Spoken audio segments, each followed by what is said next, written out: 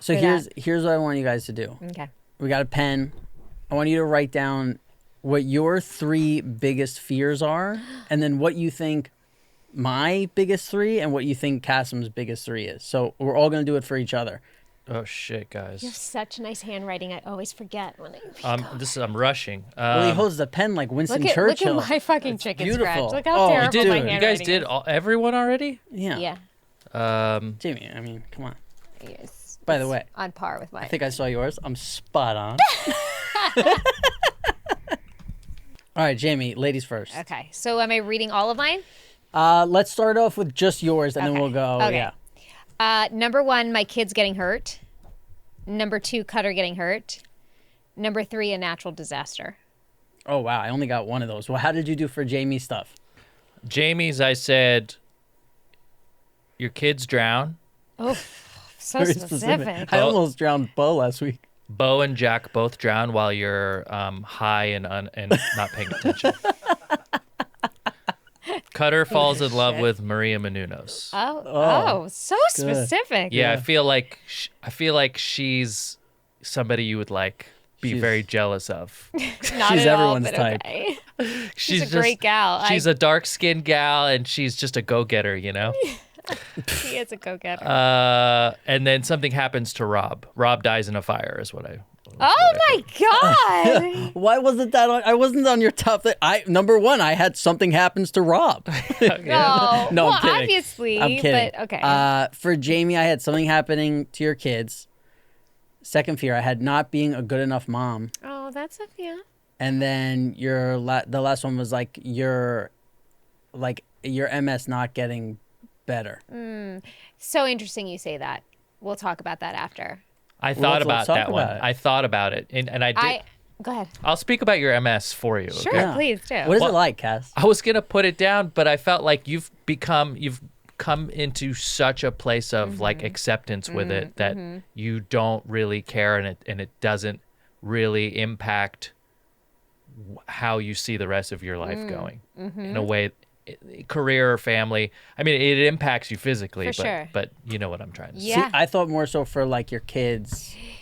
Yeah, I did. That always was a really big concern of mine. And just this weekend, I literally said to Cutter, I want the pressure taken off of me of getting better. I just want that pressure taken off. I want that expectation off. I just want us to be like, this is who Jamie is, and this is what it is. And then if it gets better, great. And if it doesn't, then we're not disappointed. Yeah. I just think I needed to really take that off the table. So that's interesting you wrote that. Yeah. Let's go back in time and record this last week. I need to be right. I can't take this. All right, let's go to Robbie's. Yeah. Okay. I thought we'd save the best for last. But... Oh, sorry. No. I'm just kidding. Go ahead. You're just next on my list. No, you go first, right? And then is that how we're doing it? Yes. I don't know. We just made this up. Yeah. Dying in a plane crash. Okay. Number 1. Something happening to someone in my family and something happening to one of my friends. 1, 2, and 3. I wrote an earthquake. Just 0. that natural disaster thinking. Germs and white sugar. Okay. What happens with white sugar? Just it being around. It's just being around him. Yeah. It's true. Obviously, I wasn't taking that very seriously. I'm sorry. Try and think of could you think of one if you thought about serious, what would you think? Yeah, definitely plane crash because I know that planes really, really concern you. And yes, I think anything happening in your family and just feeling, I think that no matter what, you feel not responsible, but you hold a lot of love and value in your friends and your family. So I think anything happening to anyone would be devastating to you. Here we go. Here's Uncle Cass with the news. I'm on the same boat. I just got a little more specific. I wrote for number 1. I wrote you contract an unknown disease. That's great. That's really good. Yeah. Yeah. It's not even on the map yet. Forget my family. I'm putting the disease. No, I'm just kidding. Yeah. Number 2, sports gets canceled. Wide cancellation of all sports leaves you with absolutely nothing to do. You know what? Surprisingly, I kind of liked it when sports were canceled, even though I love sports so much, because it was I didn't feel that I'm not, like I don't want to miss the game. Like when it got canceled, I was like, oh, this is nice. Yeah. Like I don't have, like when football starts, I love it. But then at the end of the season, I'm so ready for it to go to have Sundays back. Interesting. Yeah, it's weird. And then the third one I put, Jamie dies in a fire. Yeah. A very gruesome. Like she left the burner on the oven While she was high. A candle, left while a candle she's on. high. Yeah. You know. Everything's well alive. Yeah. Yeah. Either that or just like carbon monoxide, where everyone just, except you're the last one to die, and you walk into the rooms of your kids and you like pick up their lifeless bodies and you Cutter and you go to Cutter and he's dead, and then For some reason, I was just there. Yeah. In the middle of the night. Rob's on the couch, he's dead. I snuck in to pee on Jack. Yeah. It's you. Yeah. Jack's not really peeing in the bed every night. Every Wouldn't it morning be I got to change the fucking sheets. I like to think it's Bean going in there and just Yeah. getting Be a revenge pretty on him. baller move. Yeah. He can't even jump onto the table, but he's getting in that crib. Yeah. All right, let's hear it. Cass, go for it, babe. Being violently abducted. Now I left that open ended. It could be from aliens or it could just be I don't from think that'd be your biggest fantasy. Yeah. Well, violently. He violently, said. yeah. I want consent with the aliens. Yeah. Or just by like a serial killer, being taken. He wants to be seductively seducted. Oh. Yeah. Seductively abducted. Abducted. Yes. That's It's the name like, of my it's new like podcast. hopelessly devoted. Check out my new podcast, Seductively Abducted. Come on iTunes. Boom. $1 million Brilliant. ideas. It's a You didn't tongue even twister. you didn't even pay How the do you Braddock say that fee. so fast? Seductively abducted. Seductively abducted. Seductively abducted. Dying alone, Oh. and my brother dies in a fire. Ay, ay, ay. I just don't Nothing, want the nothing, fire nothing is. about us. No, you guys. Let's see. If I added 4, 5, 6, I'd put you down around 6. Okay, that's nice. Yeah, Top yeah. 10, I take See, it. I didn't want to say dying alone because I think you're gonna, and I didn't want to Sure. It's kind of a touchy thing. Yeah, So yeah. I said not finding a girl to start a family with. Yes. I thought would be number one. That's better than saying dying alone. Yeah.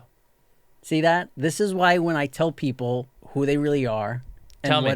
what they really like, and they know. get mad at me, but the truth is, I know better than them. They're getting mad because it's the truth. Yeah, that's it. I know you better than you know you. Even the person listening to this right now in your car, never met you. I know you better than you know you. That's it. Person sitting at That's home. Rob's new podcast it's coming out. yeah. I know you better than you know you. I know you better than you know you. It's true. And Something mine happened. is let's get high and watch people die. Hi, die. And then I have something happening to your parents. I thought would be there, but For he sure. doesn't care. Just his brother in a fire. And then I never finding out if we are alone, Yeah. alien wise. That would be just a huge disappointment for me. If I make it all these years and I would never get that answer. Yeah. Every day I think we get a little closer. Okay. Mine are an alien invasion while sleeping. Sure. You Oh, slept and you through missed it? Yep. I slept through it. That's great. A Bigfoot appearance while sleeping, Oh, also great. and starting your own podcast. It's Yeah. a big Would fear. be is a Yeah. it's a huge fear. He would have to do stuff, which, oof, You can't as do me it. and Bryce know, it's, Yeah. it's a Seductively real, abducted coming real to struggle. coming to Apple Podcasts real soon. That's a shirt. It's a That's the great, merch, babe. It's a great hashtag. Dude, my podcast I have it submitted to iTunes and I'm just waiting for approval. So Do ya? Seductively yeah, go abducted. look, check it out. Well, they have a diversity thing that they ask. That would get you right in there. Yeah, check it out. 5 stars. How many how many guys from Jordan have their own podcast? You wouldn't be the first. Let me look it up. There's How got to many be guys somebody. from You know, Jordan ever since have that guy on the podcasts? 90 Day Fiance, I feel like we're just everywhere now. Yeah. Jordanians. He was like the Jackie Robinson for you guys. Yeah, he was our Jackie Robinson. And he was not great, but he was like if Jackie Robinson couldn't hit a baseball, Right, yeah. He just stood there with the bat on his shoulder every game. Yeah. Are Arabs tuning into podcasts? That's what the first. Not thing according came to up. our numbers. There's a Jordanian podcast network. Oh, man. Oh, JPN? They just we are a small podcast, and they just quadrupled their numbers from you saying that. Jamie, you went to New York for a day. Did it look different? Oh my God. So different. Really? Like coming out of, we landed at 5 p.m. and, went to the hotel. And obviously, we went straight to the hotel. I remember feeling the streets look kind of empty, but it was Sunday night. So I was like, not going to judge that. Going to the hotel is obviously weird. There's no room service, to limit. You can order DoorDash or Postmates or whatever. So we ordered some food, went to bed kind of early. But when I left the next morning, Monday morning, right, I was in Midtown. Like, you think things are pumping. It was pretty empty. And it was real weird. Wow, that was such a climax to it was pretty empty. Yeah, it was there was cars on the road, but, not where it's you're sandwiched between people on the sidewalk and, tons of easy to hail a cab, storefronts boarded up. I mean, I haven't been to New York in a year, and it was sad. It was really sad. It did not feel like itself, at least the energy I remember and love so much about the city. Where'd everyone go? They don't have money. They can't stay open. They all go upstate? Texas, Yeah. Florida, Utah. I heard a lot of people are going to Utah, Colorado. Take it back from the Mormons. Mm-hmm.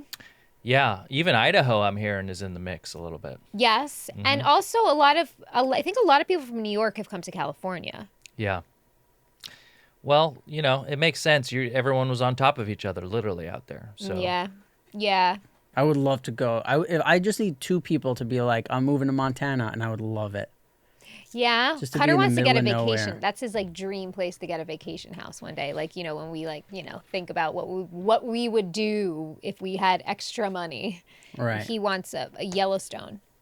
Oh, I had another biggest fear for you that I forgot to put. What? It was if you were at the Super Bowl or something and they showed you on TV and you had a booger in your nose. Oh, I wouldn't care. I thought having a booger in your nose is your biggest fear. Really? I think we could pull... I hate having Gabby. boogers. I hate having boogers in my nose. That's why I'm my finger's always in it. Always Hell this. yeah, dude. I do this all day long and it really bothers Cutter. Because you're worried about boogers. Not worried. I just hate the feeling of them. If I feel like there's a booger in there, I need it out. I mean, of course, I don't want that to happen, but it's not the biggest. Not top 10. That's why my intuition told me not to write it down because I know you so know. well. You know. Go ahead. What are you going to do, Cass? You about to read an email, babe? I'm just getting them ready, I think we've got a nice, healthy stack here. We do.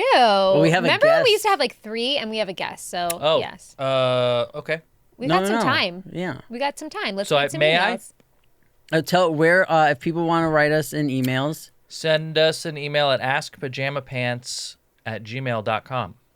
That's where we print all these, and we also have an Instagram. We sometimes will read messages from there. Remember we used to have 3 to choose from? Yeah. Look at this. It's a fat stack. That's why I feel like every show we should be chipping away at it, which we've been doing a good job This of. is exciting. By the way, I feel like are shows that are going to come someday where it's we just run out of stuff to talk about, and those are going to be great. The I saw somebody who said, because I didn't want, at first I was I'm not going to read any comments about the show, and then I was you know what, I should at least check the Instagram to know what's going on. If people, I want to see if people have real critiques and hey, you cut each other off too much, and it's oh yeah, I want to know that, I want to get better at that, I want to that. And then so on Instagram, when you don't have an account, months back they shut it to where you can't even look at Instagram anymore. So I'm okay. I was I'm going to start going on YouTube and looking at some of the comments. And one comment I saw said, I finally figured out who you 3 are. It was it's Bart, Lisa, and Millhouse. I was holy shit. Wow. It's pretty fucking good. What's funny, Bryce? What's funny about that? I can't wait for the illustration, the fan art on that one. Yeah, Heather fakes it is going to... Yeah. You lose audio, Jamie? I've been getting a lot of Millhouse my whole life. Yeah. Really?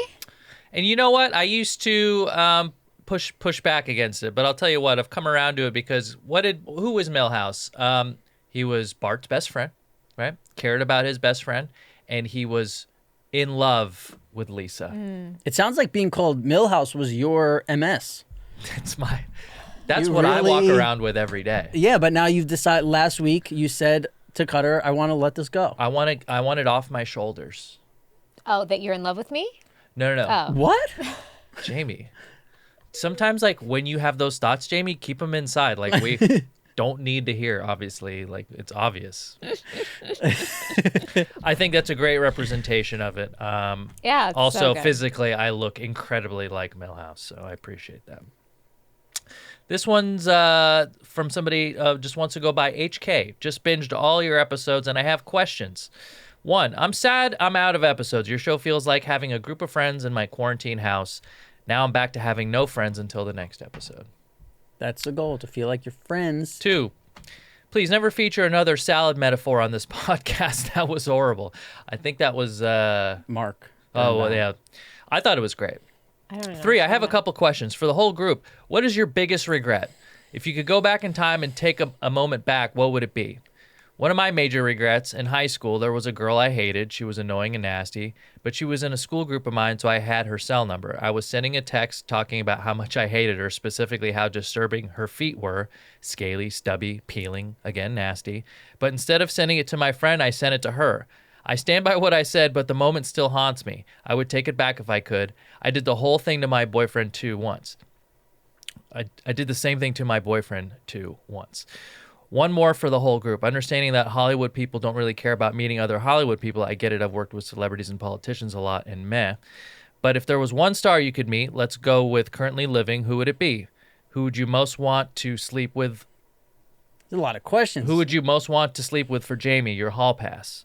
Let's stop, because we have 7 questions right Sure, now. but- What's the first question? Your biggest regret. Biggest regret. Okay, no regrets. That's what I say. No regrets. There's a couple of guys I could have done without. Yeah, I'm sure. Like, if I could go, like, I know, like, the whole drinking and drug thing. Like, I think I had to. It's like The Alchemist. I had to go through it to Yes. realize that, Yes. you know. But it's like with cigarettes. I think picking up that first cigarette, or just like if I can go back and never smoke. I wish I never smoked a cigarette. I Yeah. smoked for a couple of years. I wish I didn't do that. I'm sure there's bigger regrets that I have. I can't think of one right now. That's the one that pops into my head. It's like, fuck, why did I? Yeah.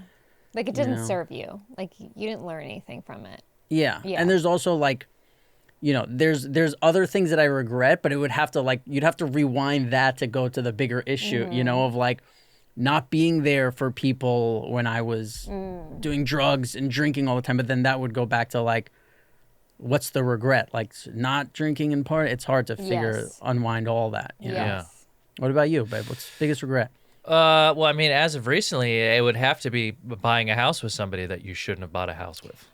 You know? It gets tricky. It gets tricky. Yeah. I've been trying to find a way to... Describe it. Yeah, then it's been You're very welcome. tricky. That's not. So can you, people who don't know what happened, can you tell them? Oh, for our new listeners out Yeah. there? Well, look, yeah, there was a time last year where me and my ex-girlfriend, we were struggling, decided that we were going to follow through on a house that we had put, and when we put the bid in on the house, our offer, it was like the next day the pandemic happened, and all of a sudden, you know, like we were kind of in the situation where we had to follow through with this thing that we were going to do, but we were also struggling, and we could have pulled out, you know, but we decided to work It's like through that it. couple that like has a baby to try and save the relationship. Yeah. Yeah, we decided maybe, you know, let's spend millions of dollars, not on therapy, but on a house. You don't have to say who it was, but was there one person who was more like, no, we should do this, or was it very 50-50? Like, this is the We right went move? back and forth a lot, and then there was like, you know, sometimes you're in a good spot Right. in the relationship for like a week or course. two, and then you're like, yeah, okay, we're gonna work through it. And we were in therapy, and like we thought there was, did not work. So that's a regret. All right, what's her next question? The other question is, who would you want to meet if you could meet somebody Living? who's currently living? And Jamie, who would you sleep with if you got a pass? Cassim, you go first. What I think. I tell you, there's a few people I would like to corner in a room, and I was in the same room as Bob Lazar one day, but I feel like I could just really spend the whole day asking him questions, you know. As far as, but I don't think he necessarily counts as a celebrity. Oh, yeah. He does. Does he? Sure. Yeah. I feel like me and Brad Pitt would really just get along. It's a good one. We would just get along. I would like to get him in like a tank top and in a convertible and just cruise around.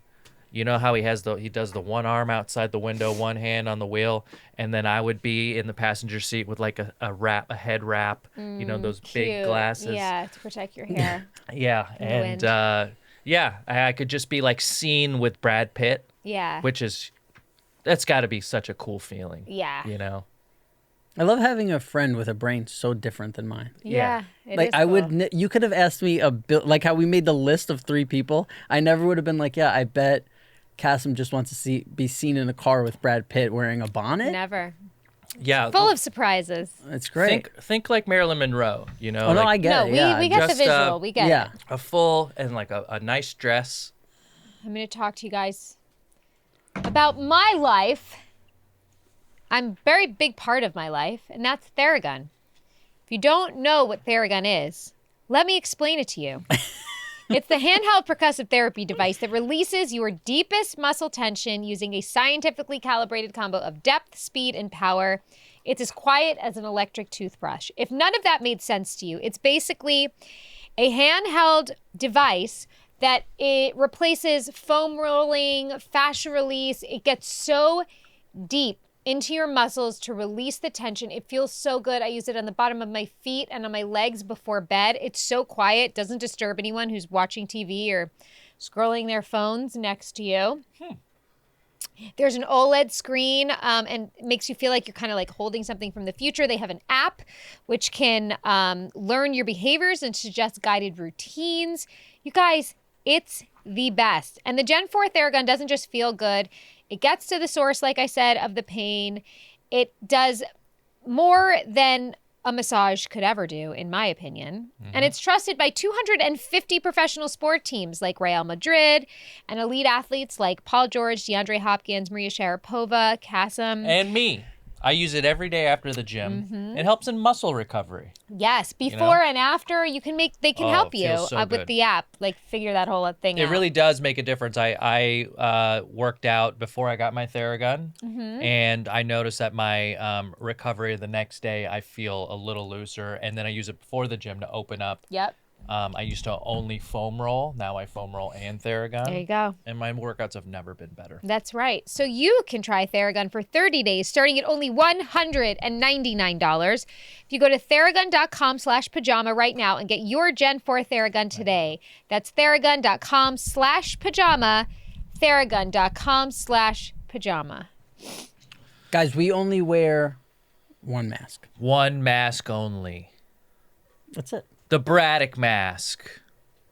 Yeah, these guys have been sponsoring the pod since the very beginning, and they're still with us. And, we get a lot of comments about people saying, yeah, we just bought the Braddock masks. They're super comfortable.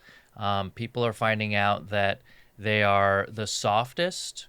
They are machine washable. They're an incredible value, so you can have more than one. They come in all these different styles. I like to keep one in every car. I own 2 cars. So.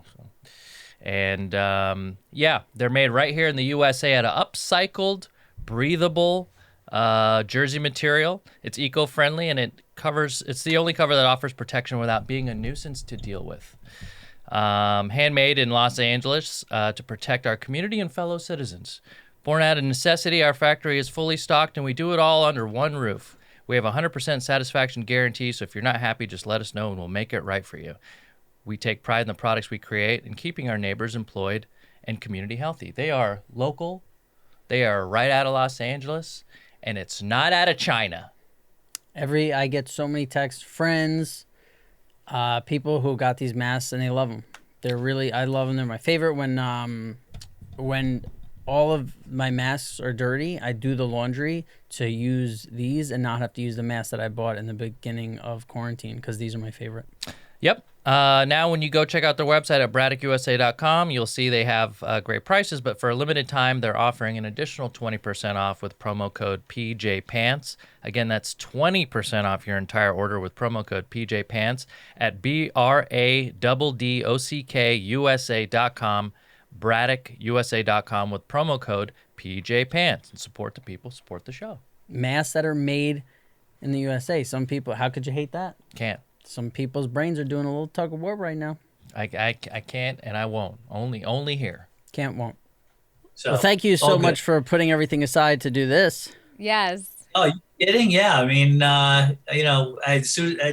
anytime, anything for you guys, of No. course. When I texted you, I was like, "Oh, are you available 12:30 on Thursday?" And you were like, "I'll make myself available." And that's how I feel. That's such a nice answer. And that's how I feel about Sopranos. Like when I think about Sopranos, it's like that. The feeling that text gave me is the feeling that Sopranos gives me. You know. Well, I absolutely. Well, also selfishly, as long as I'm talking to you guys, it means I don't have to write. So There you go. Yeah. You're we welcome. can do it later. We should hang out later too. Yeah, for sure. You can play online chess or whatever. So people get upset who listen to this podcast because we do exactly what we're doing, which is we just start talking to somebody and we don't. Yeah. So to introduce, this is Terry Winter, who is a incredible writer on our show. He directed how many episodes? 1 or more? What? Yes, and that cured me of wanting to direct. Right. Well, yeah, because I had big scenes in it, and you were like, "I'm never doing that shit again." Yeah. Yeah. Now, it was interesting, that whole thing came about. Somebody said, because people always ask me, do you want to direct? They always assume the answer is yes. And I always say, no, not really. I'm very happy being a writer. And they say, well, that's because no one has ever fucked up something you've written before. Oh. Someday somebody's going to fuck up something you really care about, some director, and then you're going to want to direct. And that finally happened to me. And it was a movie I wrote, and which I won't even dignify it with by mentioning it, but it was a bad experience. So I said, you know what? That guy was right. It's time. I'm going to do it. So we were starting the new season, and I had a whole big speech ready for David, and I knocked on his office door. I said, can I talk to you for a second? And I said, I think I'd like to direct. And he went, oh, okay, great. You'll write the script too? I went, yeah, of course. He goes, all right, what about episode 5? I went, okay. I said, do you want to hear my big speech about why I think I should direct? He's like, not particularly. I said, all right, great, thanks. And I walked out and I was like, oh shit, now I have to do this. I guess I was kind of hoping he would talk me out of it. And now I was like, oh my God, I'm directing, so the good news is because, I had such respect for directors and such a healthy fear of fucking it up that I really overcompensated, if that's possible, in terms of preparing. So I surrounded myself with Tim Van Patten and Phil Abraham and all the guys, and called Steve Buscemi and asked him for advice, and just like really, really locked it down where I knew I wasn't going to be a disaster. And Buscemi was great. He gave me the best advice. He said, here's the thing. If somebody comes up to you and asks you a question, just answer it. Which one, the red one or the blue one? She said, just be decisive. Yeah. You can always change your mind later, but don't act like you don't know what you want. Just always just say the blue one and then think about it. And if it's not the blue one, just go back and say, you know what, actually, let's do the other one. That was a great piece of advice. So the best thing, and this goes to what you said before, Robert, about the Sopranos family. My first shot on my first day, it was a scene. It was Carl Capitordo and I think Michael Imperioli in a car talking. And we were out on location. It was like 6:30 in the morning. We finally got set up. And I said, okay, let's get going. And I said, action. And they said the words. I was like, oh my God, this is really happening. They're doing what I said. And as soon as they stopped talking, I went, cut. And then I realized, oh, shit, that was too abrupt. I too much of an abrupt cut. So I pulled Billy Coleman aside, who was our camera operator. And I said, Billy, I think I fucked up. I cut too soon. And Billy said, I didn't cut. Nice. I said, why? He goes, I waited a couple more seconds and then I cut. And it was literally minute 1 of shooting. He said, listen to me. He goes, all of these people here love you. You can't fuck this up. We got your back. This is happening. You just do your job, talk to the actors, make sure you're getting what you want. We will get this on film. You don't have to worry about any of that stuff. We got it. I was like, oh my God. That was that experience, though. That was the best experience. That was the best experience any first-time director ever had. To know that all of these people I've been working with for 5 years already were completely on board and, going to make this the best episode. So, yeah, I think, look, not to blow smoke up your ass, Robert. You made my job so easy. Jim, everybody. It was it had some complicated stuff in it, but performance-wise, but you guys were great. I mean, you were on fire, particularly during that episode, even to the point where at one point I was doing a scene with Robert and Jim, and it was a really emotional scene in the bedroom, and we rehearsed, and you were like right there emotionally, and Jim pulled me aside. He said, "I don't know what you're doing, but I would get this first because I was like, yeah, I was already planning that, once I saw you where you were emotionally, but it was great. It was a really fun experience. But, I don't say, I was kidding when I said it cured me and wanted to direct. I realized that I'm really just happy being a writer. I know so many great directors. It's like, why do I have to get up at 4:00 in the morning when I could just let, Phil Abraham do it or Alan Coulter do it? It's like, call me when you're ready to roll, and I'll come and watch rehearsal, and then I can go home at a decent hour too. So I don't have that passion to do it. So, without that, I'd much rather sit in my office and write and create stuff and then turn it over to people I respect. So do you feel that way about the way that Sopranos was David's baby, Boardwalk Empire was your baby? Do you feel like you enjoyed the experience more of not being the final say, or? No, I like being the boss. Just because, who doesn't want to get things done their way? I mean, that said, sorry, my phone is ringing here. That said, I had a ton, I think if I'm good at anything, it's hiring people that are better at their jobs than I am at mine, and then delegating to them, letting them do their job. So I don't think I'm the type of showrunner that's, micromanaging. I'm not going to argue with, like 4-time, Emmy-winning production designer about, what a set looks like, unless I have a really strong opinion. And even if I do, I'll say, can you walk me through why you made this choice? And usually you're sorry you asked the question because you get a 20-minute answer. Yeah. They give you the history of the color purple. Back in the 18th century. Okay, all right, you're right. Same thing with hair design, or I don't even have hair. I mean, I'm going to argue about. Although it's funny, on Boardwalk Empire, we did have a run-in, my hair person and I, in 1918, I think. Gillette invented the safety razor, where for the first time in history, men weren't using straight razors, or usually men, if wanted to get shaved, would go to the barber. So now the safety razor is invented, so it allows anybody to shave themselves safely at home.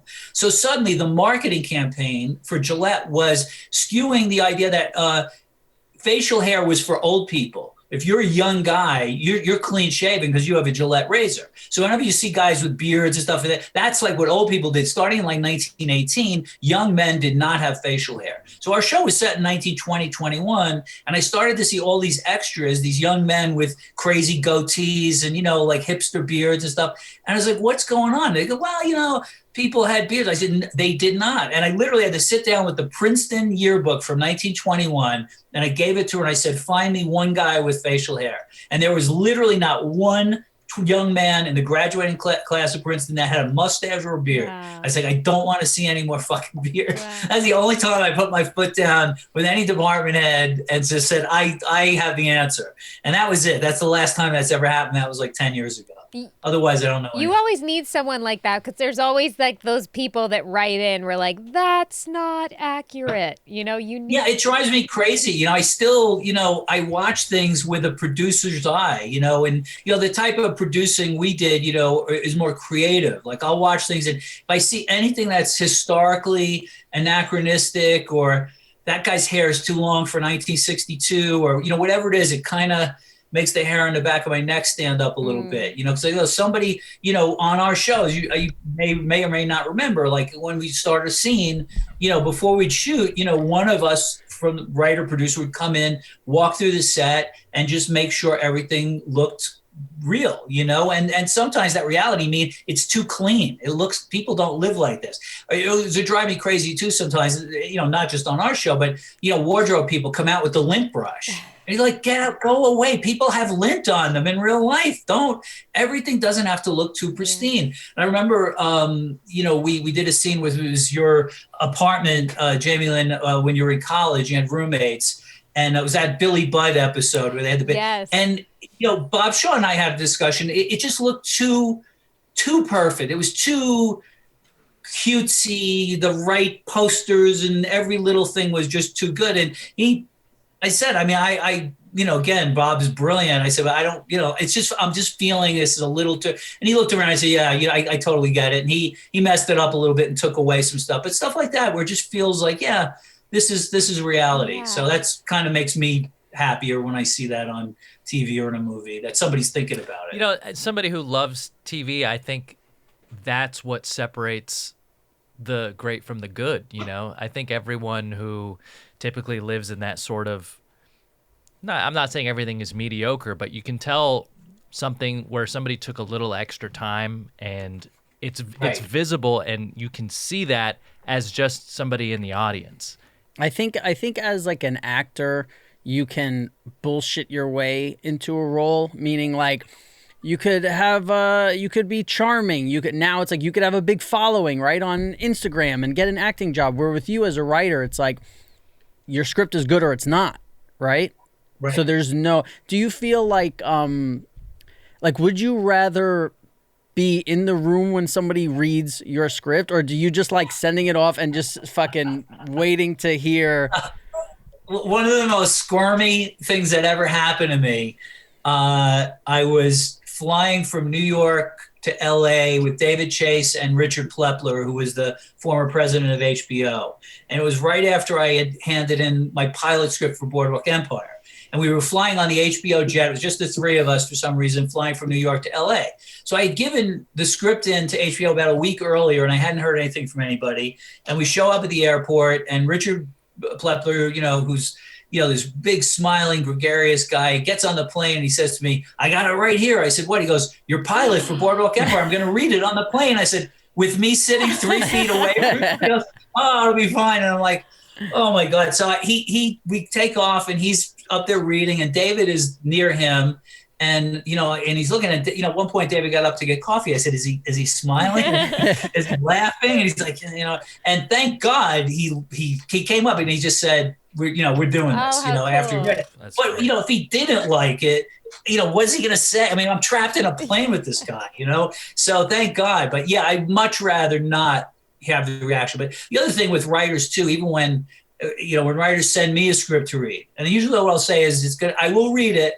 It's going to take me a while to get to it. So, and even like a week will go by and I'll email the writer and say, just so you know, I haven't read it yet. Because as soon as it leaves your keyboard and goes into cyberspace, you think, oh my God, I haven't heard anything yet. It's been 5 minutes. They must hate it. Oh shit. God, oh God, they don't know what to say. They're not going to, so I always, give the courtesy saying, I haven't gotten to it yet. Please I'll get to it, but don't, because I know, that's how I am, and every writer is, you're freaking out waiting to hear, what did they think?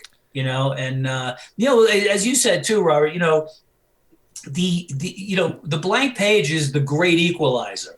And we're very different from being an actor or a director even.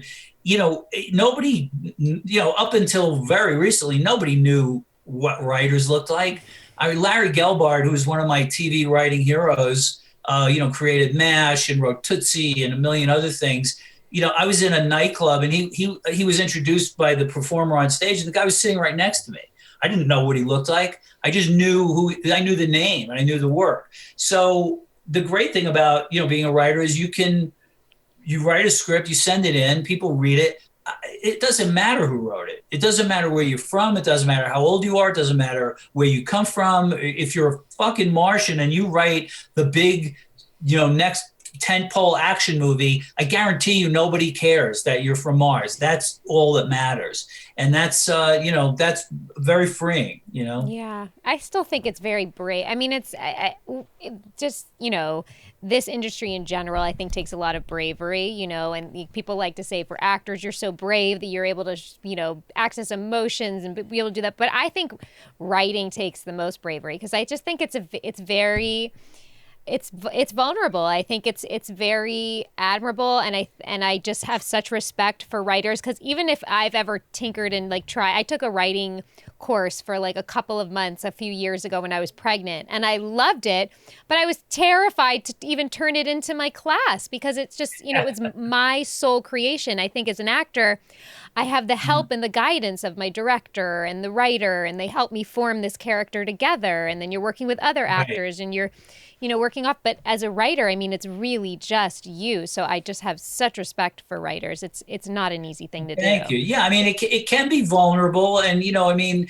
you know, when it's elevated, you know, when it's this, you know, stuff that's really emotional and poignant and personal, you know, which is the stuff, you know, I love to work on and you guys have worked on, you know, it can be really, Matt, you really are mining your own life and emotions for these stories. And, you know, I've given this speech many times to my writers. I said, look, this writer's room has got to be like a therapist's office. First of all, you've got to be able to say anything you want in here without fear of being judged or mocked or anything, and it stays in his room, because what we're doing is really opening up your veins emotionally. I'll say, like, tell me the worst thing that you ever did to somebody else, like in a relationship. What's the most fucked up thing that's ever happened to you? Or, you know, you got to be, if you're going to write, especially if you're going to write about criminals and drug addicts and really fucked up people, you got to be willing to access parts of yourself that are ugly and crazy. And, you know, I can't tell you how many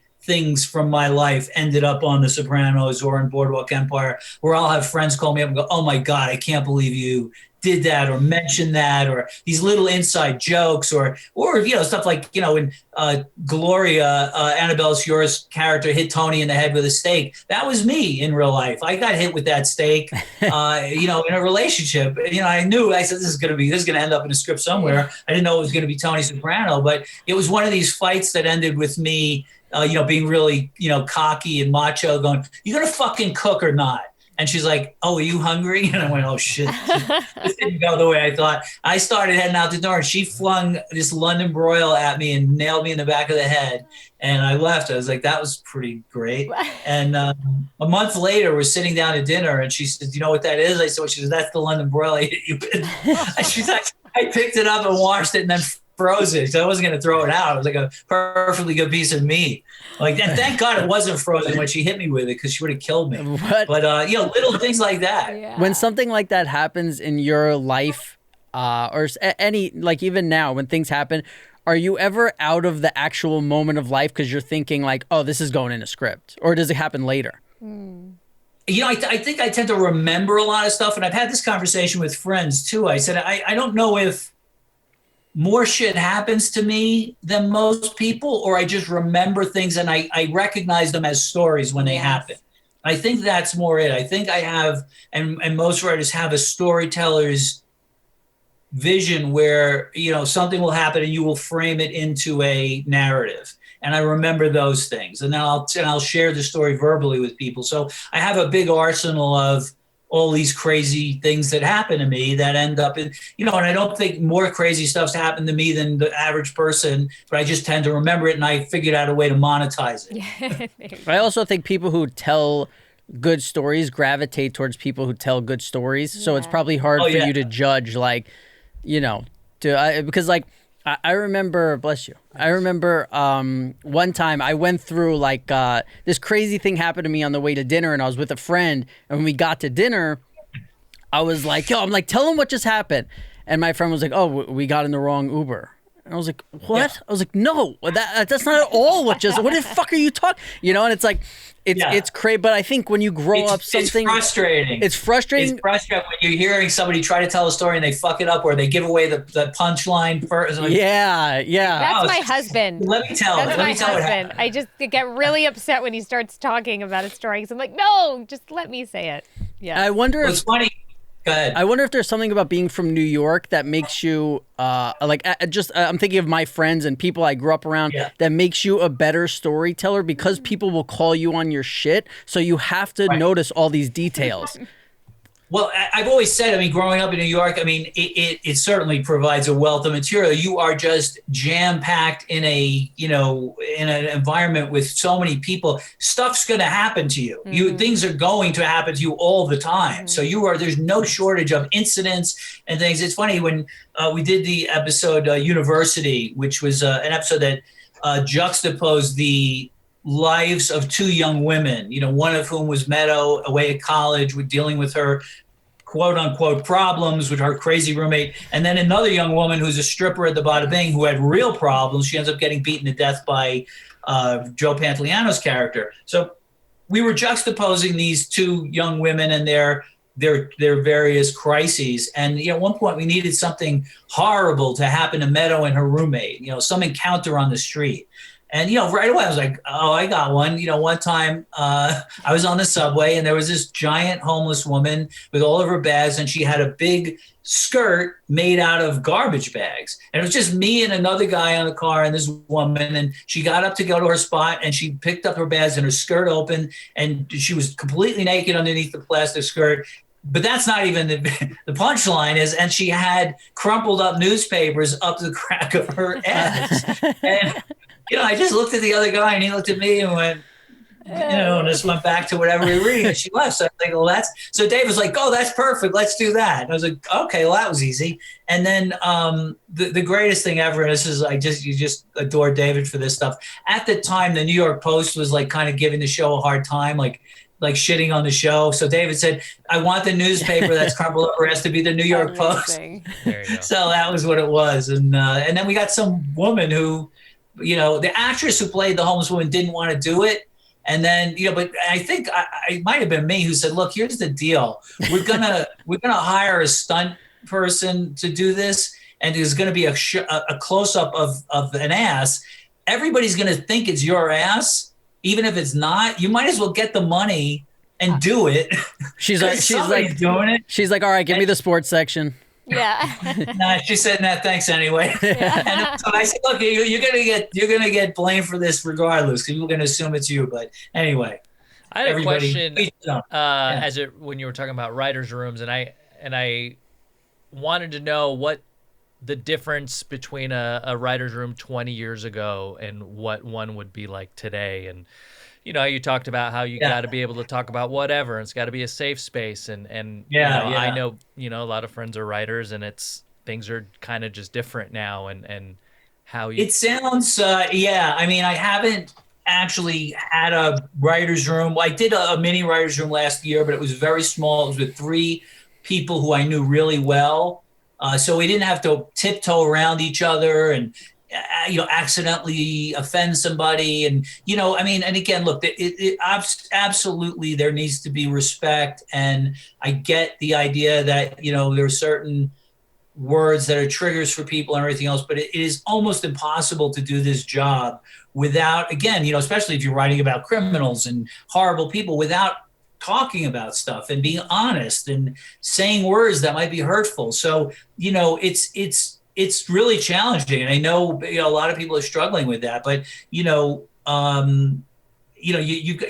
the other thing too. And part of the speech I give is like, we have to be free to talk about anything. Obviously you can't attack somebody else. You can't make fun of somebody else. It's gotta be, respectful. But that said, you have to let me, it's funny. I remember back on The Sopranos, this is, long time now, it's like 15 years, maybe longer.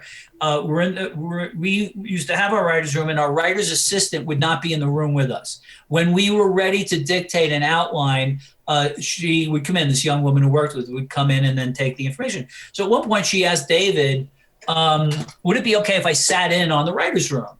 I'd love to hear the banter and how you guys come up with this stuff. And David said, let me think about it. So a few days went by, and a lot of what we did in that room and subsequent rooms, a lot of it is storytelling. A lot of it was, if you were a fly on the wall, you'd say, when are they going to start talking about The Sopranos? When are they gonna, and what it is, we are. This is it. This is how it works. It's a lot of digression. It's a lot of, what are we going to have for lunch, and what's in the newspaper? And one time I knew this guy and this happened to me. And before you know it, a story starts to morph. So anyway, I told one particularly off-color story. something that happened to me. I don't remember what it was, but I know it was pretty gnarly. Can't believe I used that word. My wife's from the San Fernando Valley, so I just pulled out an 80s surfer word. I've Anyway, never identified with you more than in this moment.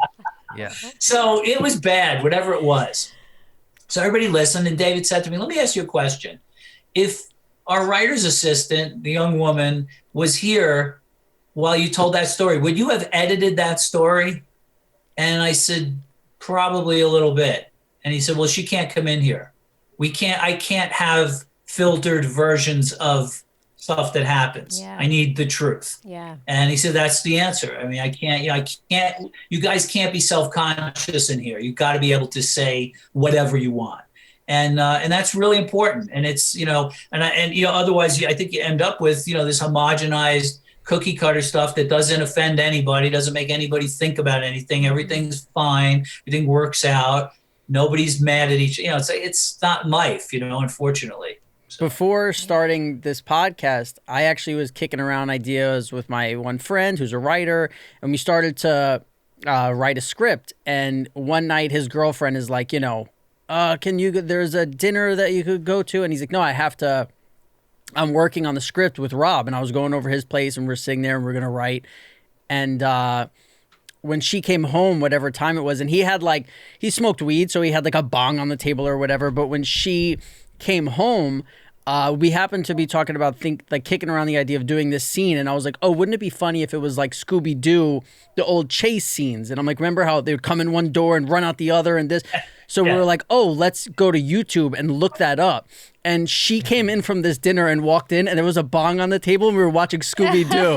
And she's like, you said you couldn't come to dinner with my family and he's like, no, I am. I'm working right now. It's fucking, I'll never forget. I can't tell you how many times Rachel has walked in, and same thing, I've gone down like a YouTube rabbit hole where I'm looking at something, or I'm throwing a ball against the wall, or I'm staring into space.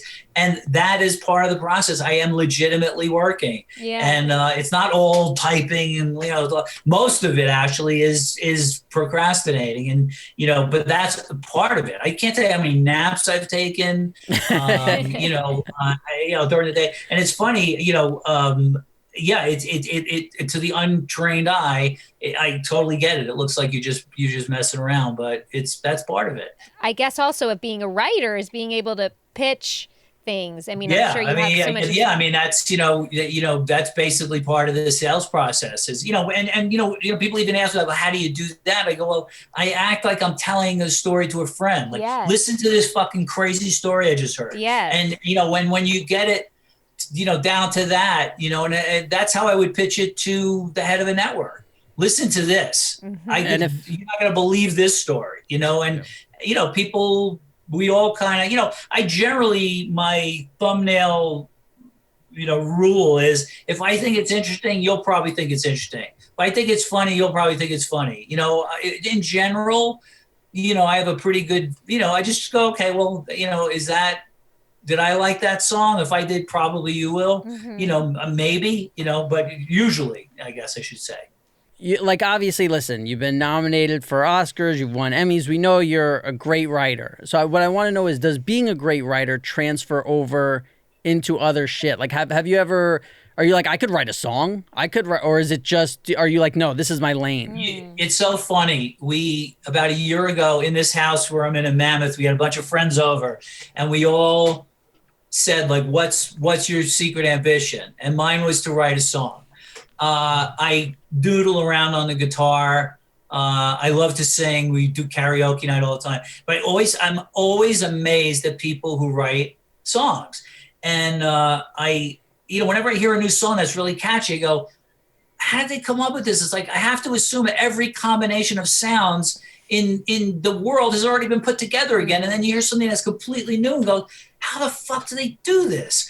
And, or, you look, listen, I just listened to a book on tape about Van Halen, and like, oh yeah, we would just sit down and, within an hour we'd come up with a song. It's like, just mind blowing. So I have been working on trying to write a song for a year, and I'm nowhere. I have nothing. I have a couple of lyrics, but I cannot come up with a tune that isn't already a Beatles song or some other song. And I remember on Howard Stern, I forget who he was. I think he was talking to Billy Joel, and Billy Joel said he wakes up. He would wake up with a tune in his head, and then that would be a hit song. And Howard Stern said, "The only thing I wake up with is a boner." Like and thank God this. I mean, when I think about the skill that I've been lucky enough to be, I guess a lot of it is just inherent. I kind of, even when I started doing this, I kind of knew I could do it. I just had a feeling.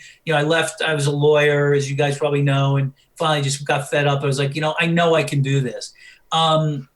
But thank God, I happened to, the accident of being born in the 20th century with a medium like TV and movies. Like, if I was born in the 17th century and I was just some asshole who told stupid stories, they'd be like, "Yeah, get back to fucking work. Stop moving those rocks around. Stop with your stupid shit." And now it's like, oh my God, this is a job. Yeah. I mean, I actually make up stupid jokes for a living. And, I've actually, as much as people complain about TV, I have to remind them, TV paid for my house. The food that you're eating right now, that's TV. Mm-hmm. My kids are going to college because of TV. It's not the boogeyman that you think it is. It can be.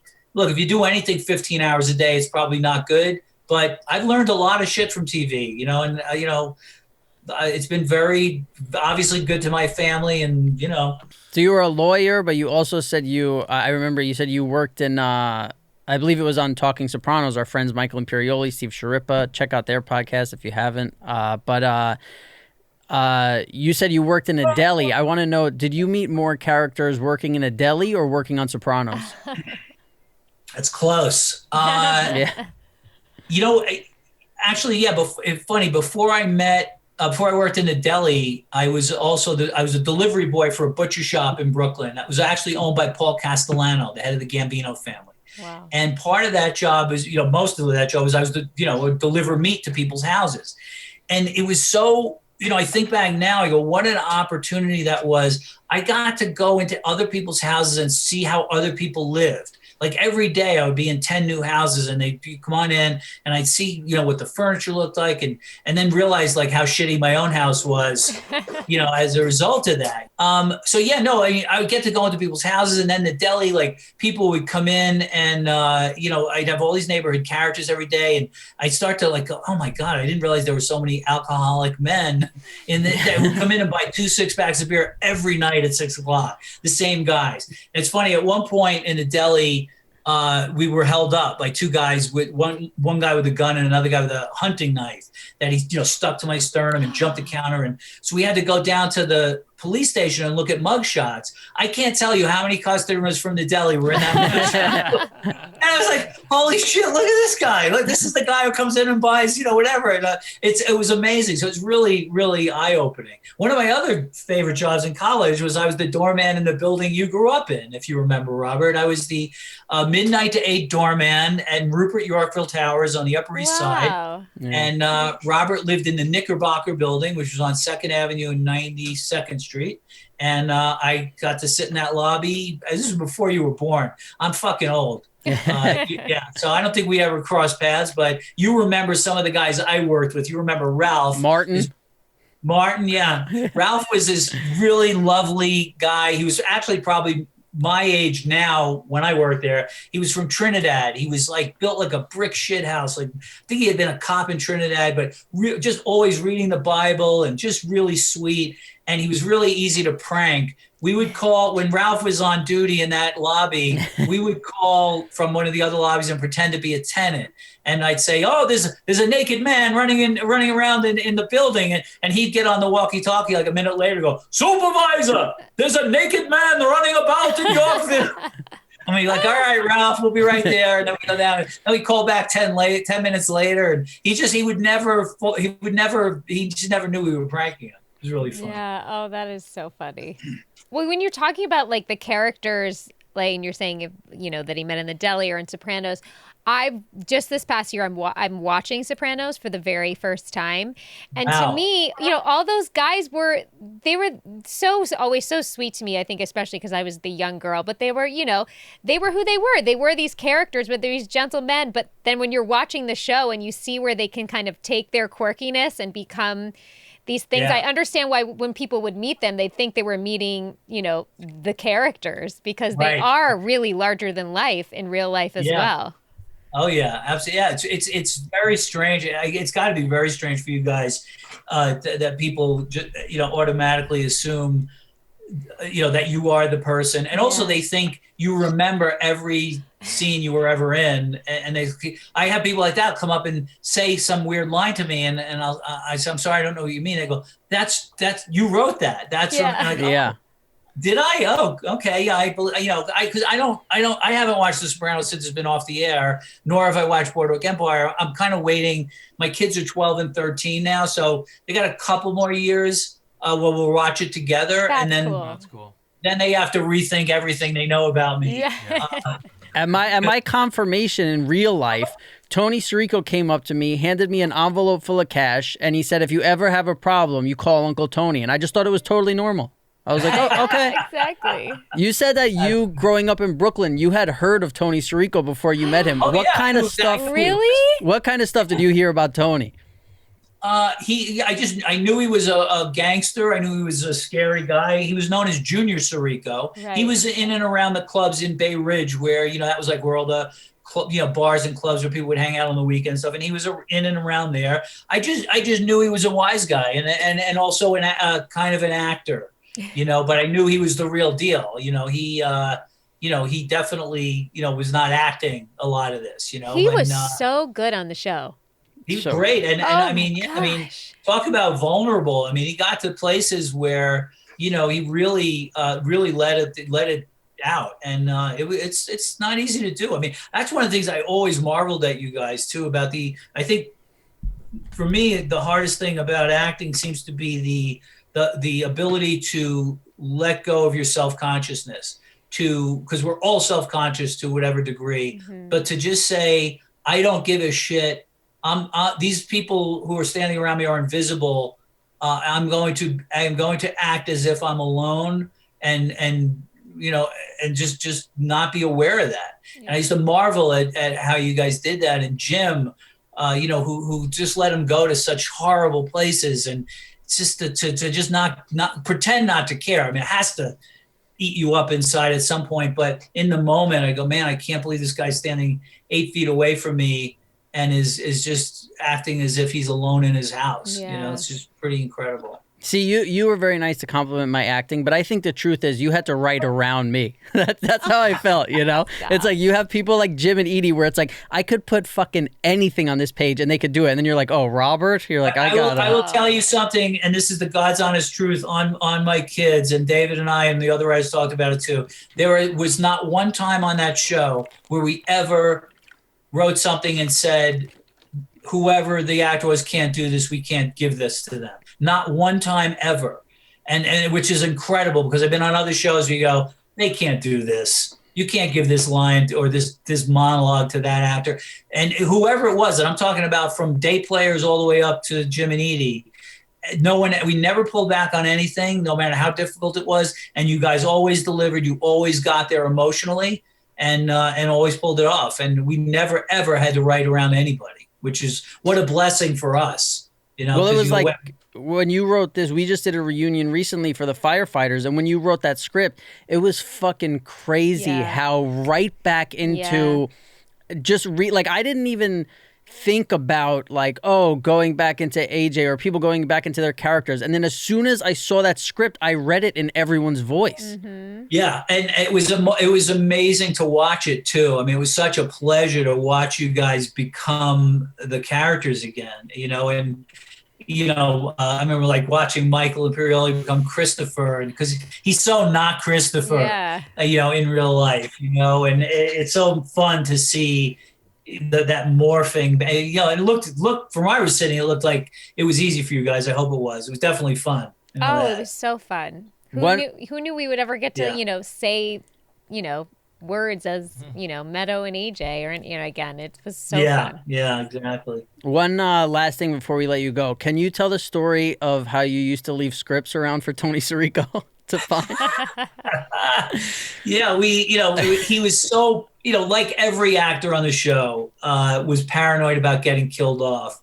And, that's the thing about, if you're doing a gangster show or, show where there's guns around the set, it can happen to anybody. And it's a great piece of leverage as a showrunner to have over actors who want to misbehave. You go, you know what? Shit happens all the time, So be careful. They say the pen is mightier than the sword. That's what they're talking about. So literally the first thing Tony Sirico ever said to me when he met me, and I swear to God, this is true. He met me. He said, "You're the new writer, huh?" I said, "Yeah." He grabbed me by the neck playfully, but he had those big ham hands that he could crush rocks with. And he got me on the neck and he said, "Let me tell you something." He goes, "You ever write a script where I die?" He goes, "You better put a phony fucking name on the cover because first I die and then you die." Oh my gosh. And then he went, he laughed, and I'm like, "Oh, that's funny." And I'm thinking, like, I don't know if he's kidding. I think he might not be.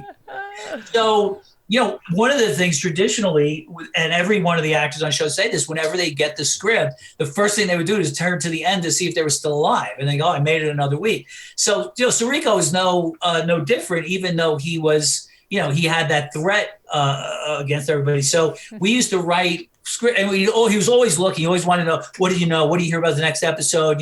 Who's going to die? Who's going to get it? And always, really, what he was saying, "Am I going to die?" is really what that was about.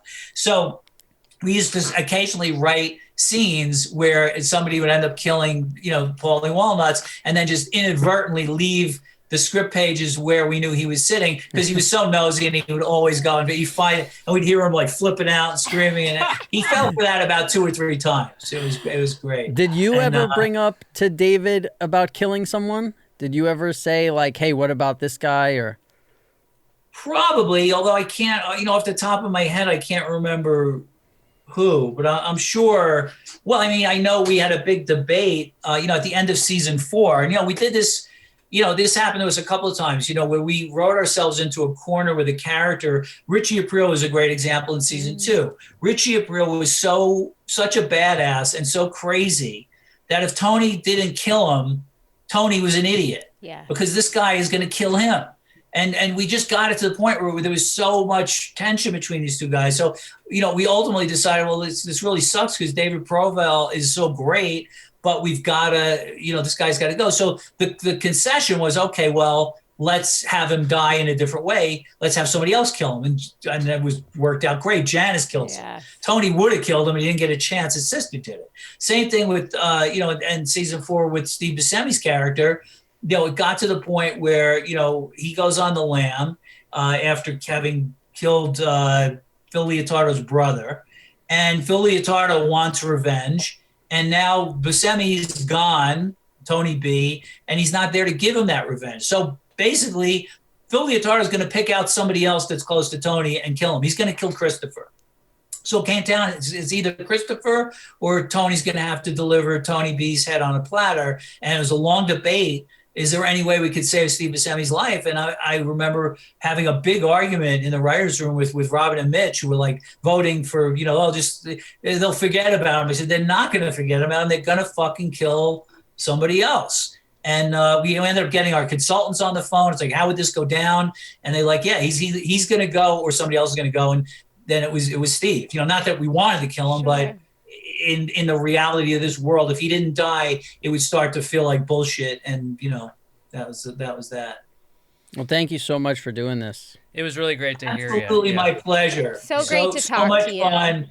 Always great seeing you guys and talking to you guys. Hopefully, when this insanity ends, we can we'll do this in person somewhere. That would be nice. Love it. Yeah, it'll be great. We always look forward to everything that you ever have coming up. I always Thank you. Anytime I think about Sopranos, I'm always like, I can't believe I worked with these people. Like, look what they do now. Like, look what they, it's always a reminder of the greatness we were always around, and forever. It was. I say this all the time. It will be, no matter what else I ever do in my career, it will always be compared to that time. It was just magic on every level, and it'll never be as good. It'll be close and fun, and hopefully the work is good. But that was, man, that will never happen again. Yeah, it's So- magic in a bottle. It's always great to hear people like you and Michael Imperioli and other people say that stuff, because I started when I was 12, so I'm like, yeah, this is the best thing fucking ever, you Yeah. know? So like, I know I'm gonna feel that way. It was, yeah, I had done other stuff before that, but it was really like, like what else? Like I'm gonna say, like I'm gonna say an AT&T commercial compared to that was, you know, when I was Right. 11. But like to hear you guys say it, it just makes me feel like warm inside to know, like, yeah, this means the same thing to everyone. Yeah, it was magic time, and it was like, it was not, you know, I've had jobs and then I've had that, you know, some things Yeah. are work, and that was not. That was, man, just what a pleasure going to that place every day. Really, really wonderful. So And it sounds cliche, but we are, you know, it's like a family. Anything you ever need, we're here. Call yeah. us, email, whatever you need. Same here, guys. Really great seeing you all. Great meeting you. Nice meeting you. Enjoy the snow. I will. Yeah, I'm be gonna careful. get out there, and yeah, I'll be in a cast by Sunday morning probably. It's okay. It's all right. You gotta have an excuse to not get off the couch. Exactly. All right, guys. Thanks again. Bye, Terry. Bye bye. All right, guys, that was great. That was great. Oh, I he's the love coolest. I love old school writers, you know, guys that have like a lot of experience and can bring it. I mean, you can just tell by the way he tells his stories. that Yeah, but there's he's just- also like an anomaly. Like he's also like he's a writer and he's like intelligent and can write like so rich and quirky, but he's also like a very normal and cool guy. You know, like there's specific Yeah. writers that are fucking brilliant but are like awkward in like socially. They couldn't write about the streets of Brooklyn. Right. Yeah, like yeah. he's just like, you would meet him and be like, this is such a great guy, great storyteller, and like, you know, he's unassuming. He's very Yeah. he's I tell you, that awesome. Bridgerton show would really get a lot from having him on that show. We need a Terry sort of vibe on Bridgerton. Tony Sirico just show up. Yeah. You know what? Bep, bep, bep. The other thing was too, as like I started acting when I was 6, and I did Sopranos when I was 12, and in those 6 years, you see so many scripts of like adults trying to write for kids, and you're like, this is so fucking bad. It's Yeah, like you're right. You're like, this is not what no one my age would ever They say were this, so dude. good at writing and for they us. were like unfucking real. Yep. Well, that was great. It was really great to hear him. And yeah, that's going to be our episode. Yep. And you know what Jamie says? If you don't like and subscribe, she's gonna take her whole family, herself, and move across the country, and Just say to the middle. and say Not fuck all the way and say across. fuck I feel you like guys. she's doing that anyways. That's so sad. But hey, if you guys want to subscribe, we have a whole back catalog, plenty of Jamie to watch, 70 episodes worth on our YouTube channel. Hit that subscribe button, click the notification bell. That way you know when the videos go up, which is every Tuesday morning. And we're on Instagram and Twitter, and we also have a subreddit, r/Pajama Pants Podcast. So with that, we'll see you on the next one. Later. Thanks, guys. Bye.